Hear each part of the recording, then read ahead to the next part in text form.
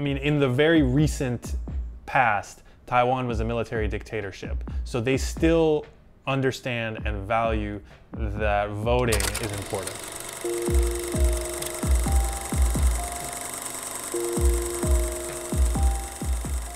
Hey everybody, my name is Nick. I'm a director and editor, and today I'm going to be talking about the Netflix show Wave Makers. This is a new series on Netflix from Taiwan.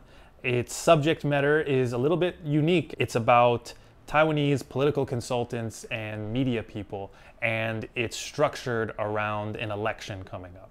So it's a type of show that we haven't really seen come out of Taiwan. The camera and the look of the show is a welcome change from some of the recent Netflix shows from Taiwan that have been very dark and brooding.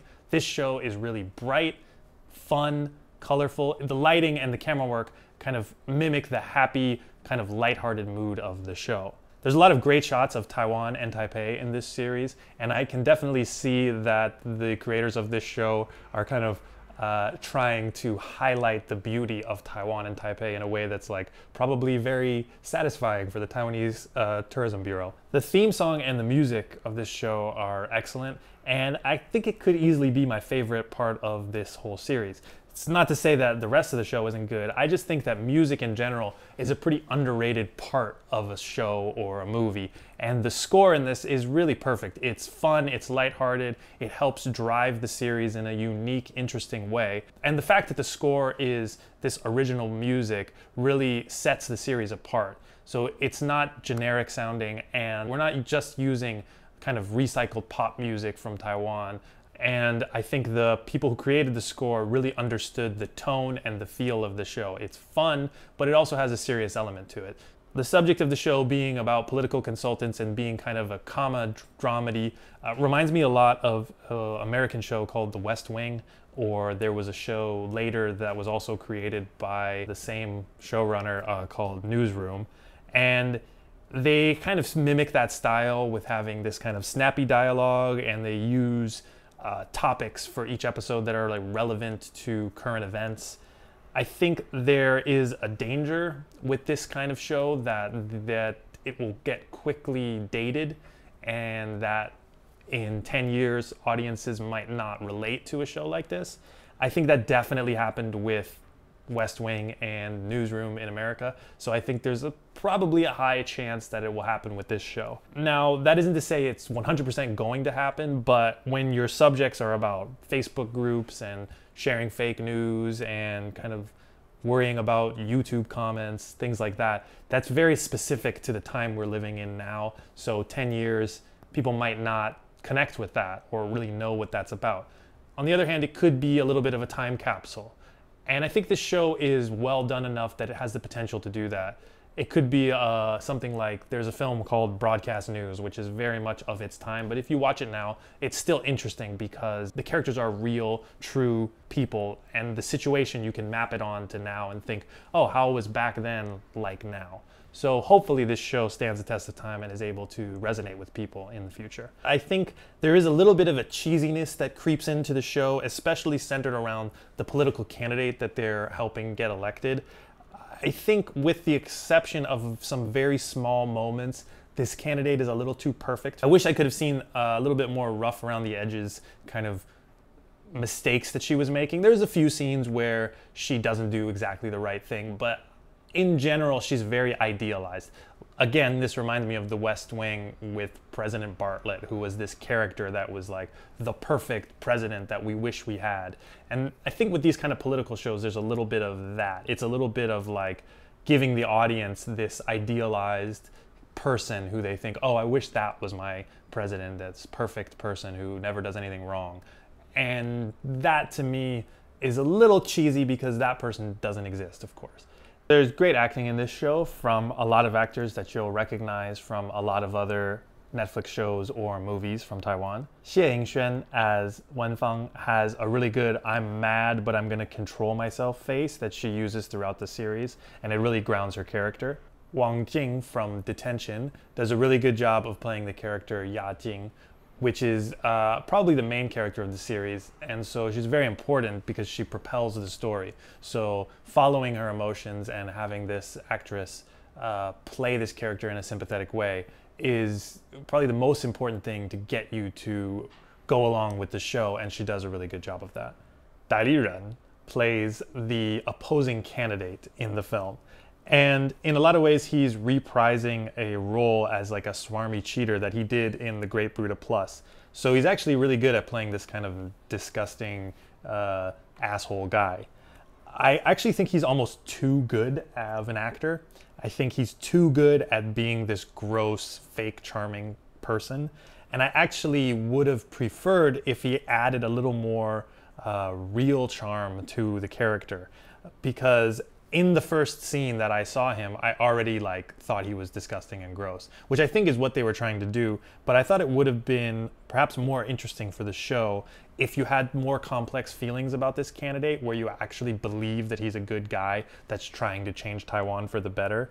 I wanted to feel that people believed him more, because personally, when I watched his romantic scenes or when I watched his political scenes, the whole time I was just like hating him and thinking he was disgusting, which is, I believe, what the director was trying to do.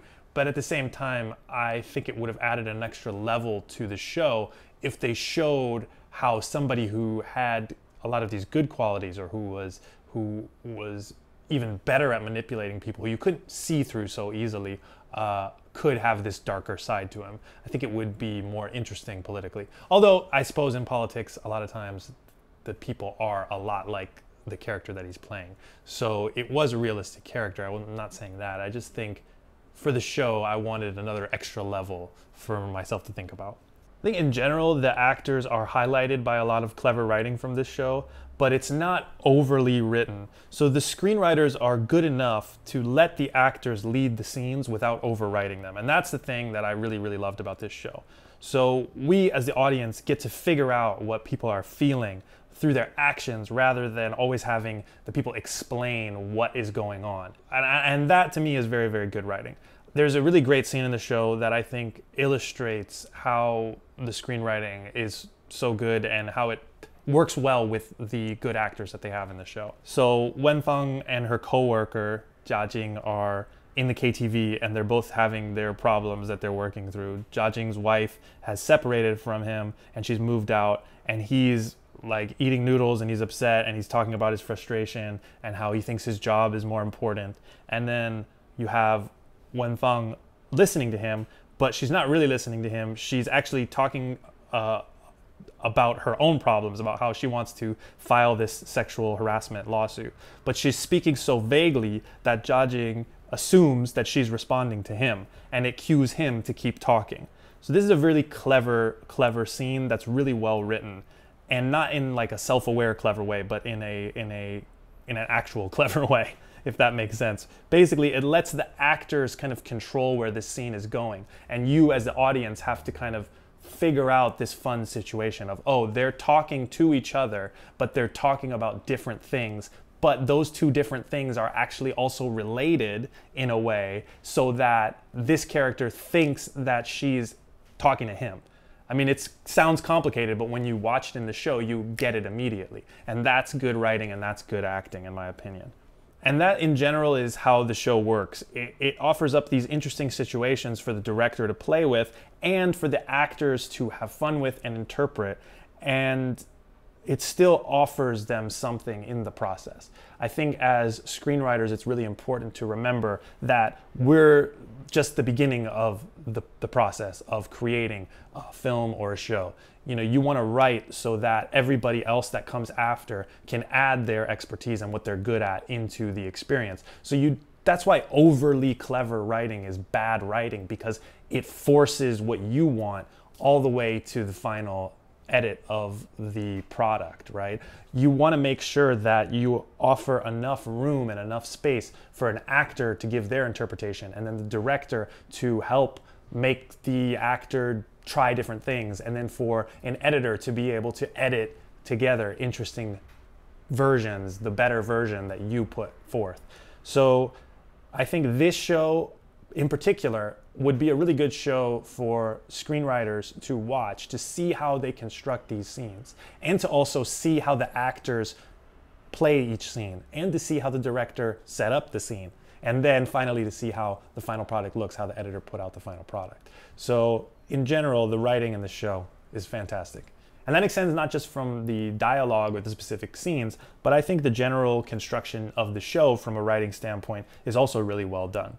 The episodes are in the 40 to 50 minute range, which, praise the Lord, it is. It's not too long. And there's only 8 episodes. Again, thank you. In a previous review of The Copycat Killer, I talked about how the series was too long and it didn't need to be. I think this series is exactly as long as it needs to be, and it really understands pacing. It knows the length that an episode should be. It knows the length that the series should be. I think the writing also presents themes in a very strategic way. I think the main issue of the show actually is about sexual harassment in the workplace. There's more than one storyline that kind of centers around this. So I would say if there's like a general thesis to this show, it's kind of giving its take on male-female interaction in the workplace. And the genius of this show is that it presents many different scenarios of this same theme. We get examples of really bad behavior of workplace interactions, of sexual harassment, and then we also get a contrast of a genuine, spontaneous, consensual, fun office romance. And I definitely feel that putting those two things together was very intentional.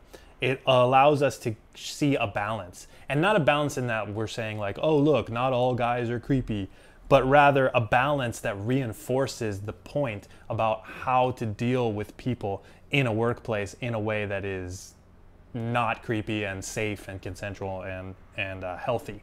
So you have this healthy flirtation at work, but then you also have this really toxic, gross flirtation at work, and then you also have an infidelity that occurs that is maybe started out as something that was consensual and okay, and then turned into something that was toxic and weird. So you get all different sides of it, and it allows you to really understand all the different sides of this issue in a way that's very interesting and makes you as an audience member think and not judge the show for preaching at you, but rather understand the different facets of this kind of sensitive issue. I appreciated the political angle of the show, that it focused on the environment, death penalty, different issues in Taiwanese politics, and I think it's important for foreigners especially, so foreign audiences watching this show, to see a side of Taiwanese politics that's not just anxiety about China invading, because that's a very I would say international look at Taiwanese politics. It's like the macro issue, the issue that Americans care about, right? But within the country, as a democracy, they have all these issues that they care about themselves, just like Americans do.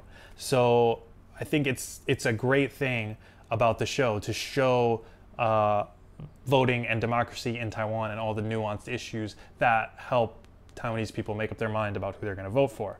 And on the other hand, though, it also does become a little bit about the China-Taiwan issue, because the show is showing democracy in Taiwan. It's showing that Taiwan is a thriving democracy that really values their right to vote and pick their leader. And it shows that their process is very similar to the American process, and that they probably care about it as much as we do. So maybe they deserve to keep that process intact.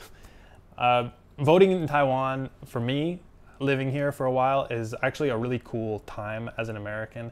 I actually really enjoy seeing the way that people value their right to vote, more so, in my opinion, than people in America do. You don't get a lot of talk like, oh, voting doesn't matter here. You get a lot of people that are really proud of their right to vote, excited about casting their vote, and I think Taiwan's pretty cool in that way. Like, I remember one day on election day, I was taking the train, and there was a high school kid that was just walking up and down the train aisle with a sign that said, remember, or thank you for voting. And I thought that that was just like a really touching thing to see. Somebody who really valued and appreciated that this is not a given, that being able to pick your leader is not something that everybody gets to do. I mean, in the very recent past, Taiwan was a military dictatorship, so they still understand and value that voting is important.